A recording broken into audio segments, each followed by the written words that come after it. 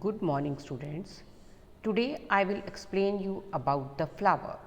The flower is the reproductive unit in the angiosperm. It is meant for sexual reproduction. A typical flower has 4 different kinds of whorls arranged successively on the swollen end of the stalk or pedicel called thalamus or receptacle. Flower के base पे thalamus एक swollen structure होती है जिसको बोलते हैं thalamus और receptacle. उसके ऊपर सारे फ्लोरल पार्ट्स अरेंज होते हैं। जो ग्रीन कलर्स की होती हैं लीव्स उनको बोलते हैं कैलेक्स, जो ब्राइटली कलर्ड होती हैं उनको बोलते हैं करोला। मेल पार्ट को बोलते हैं एंड्रोशियम और फीमेल पार्ट को बोलते हैं gynoecium. Calyx and corolla are accessory organs while androecium and gynoecium are reproductive organs. In some flowers like lily, the calyx and corolla are not distinct and are termed as perianth. Lily plant में calyx और Corolla separate नहीं है तो उनको हम बोलते हैं perianth. जो बाहर के 3 हैं वो कैलेक्स को रिप्रेजेंट कर रहे हैं लीव्स, और जो अंदर की हैं वो करोला को रिप्रेजेंट कर रही हैं। When a flower has both androecium and gynoecium, it is bisexual, that is both sexes are present. A flower having either only stamen or only carpel is unisexual. In symmetry, the flowers may be actinomorphic or zygomorphic. Actinomorphic means same as radial symmetry.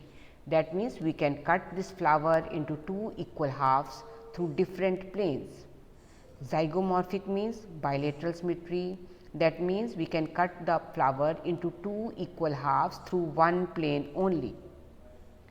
When a flower can be divided into 2 equal halves in any radial plane passing through its center, it is called actinomorphic.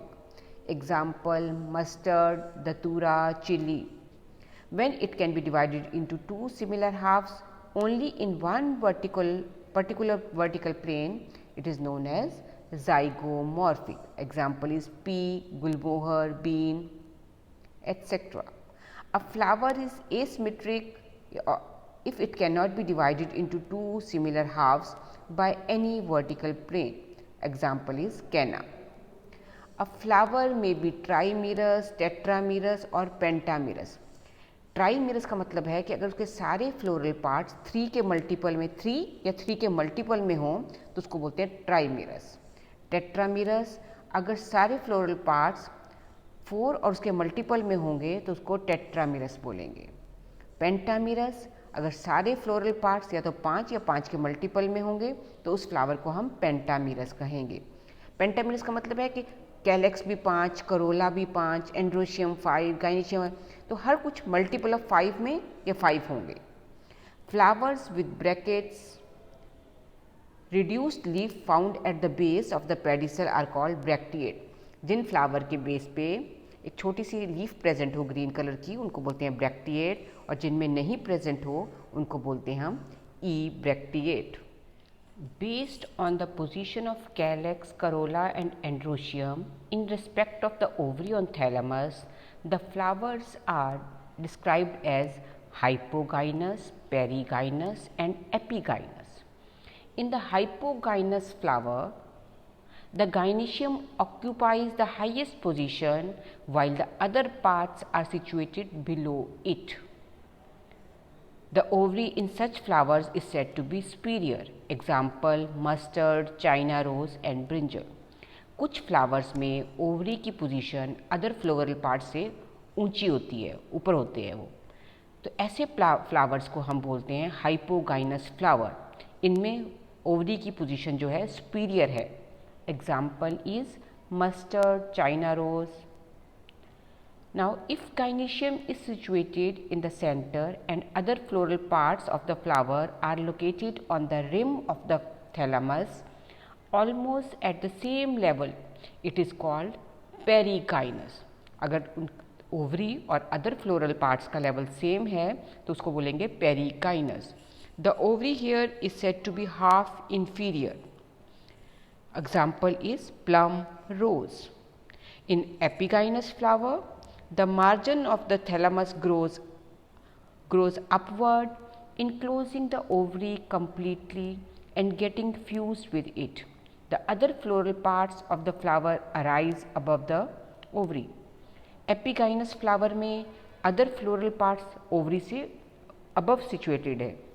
Hence the ovary is said to be inferior, as in the flower of guava and cucumber and the ray floret of sunflower. तो 3 तरह की ovary हो सकती है based upon the position, hypogynous, perigynous, epigynous. Hypogynes means superior ovary, perigynous means half inferior ovary, and epigynous flower in this ovary is inferior in position. Now the parts of the flower. Each flower normally has 4 whorls: calyx, corolla, androecium and gynoecium. So first calyx. The calyx is the outermost whorl of the flower and the members are called sepals. Generally sepals are green, leaf-like and protect the flower in bud stage. The calyx may be gamosepalous or polysepalous. जो green colour की leaves नीचे दिखाई देती हैं flower के उनको कहते हैं कैलेक्स. इनका फंक्शन जब फ्लावर यंग बड स्टेज पे है तो ये परफॉर्म करती हैं फंक्शन ऑफ फोटोसिंथेसिस. अगर ये कैलेक्स आपस में, ये लीव्स आपस में ज्वाइन हो, आपस में जुड़ी हुई हों तो उस कंडीशन को बोलते हैं गैमोसेपलस. और अगर ये आपस में फ्री हों सब सेपल्स तो उसको बोलते हैं पॉलीसेपलस. एक पत्ती होती है उसको बोलते हैं sepal. Group of sepals is known as calyx. एक हरी वाली पत्ती जो एक पत्ती है उसको बोलते हैं सेपल. अगर सबको इकट्ठा कंसिडर किया जाए तो ग्रुप को कहते हैं calyx. Next is corolla. Corolla is composed of petals. Petals are usually bright colored to attract insects for pollination. Like calyx, corolla may also be united. If petals are united, the condition is known as gamopetalous. So today I want to explain you about the structure of a flower. This is China rose flower. These green colors are the sepals. These green color structures are known as sepals. These brightly colored red colored leaves are known as petals. These structures are known as petals. Then yellow colored, some small yellow colored, these are the anthers, male part, and at the tip this dark red color is androecium, stigma with style. This red color is stigma, style. These are the anthers, petals, and these are the sepals, green color. Below there some leaves are present. These are brackets, bracteate or brackets. The flower is bracteate and this structure is known as bracket. So here how many petals? 5 sepals, 5 petals. These are the petals, 1 petal, 2. So this is pentamerous. Penta means 5 petals are present, or when the flower is in multiple of 5, that is pentamerous. If the multiple of 4, then tetramerous. If in the multiple of 3, then trimerous. Here this basal is ovary, inside this is ovary. If you cut, and we will see inside the ovules also, but not with the naked eye, but we can see inside the ovule also.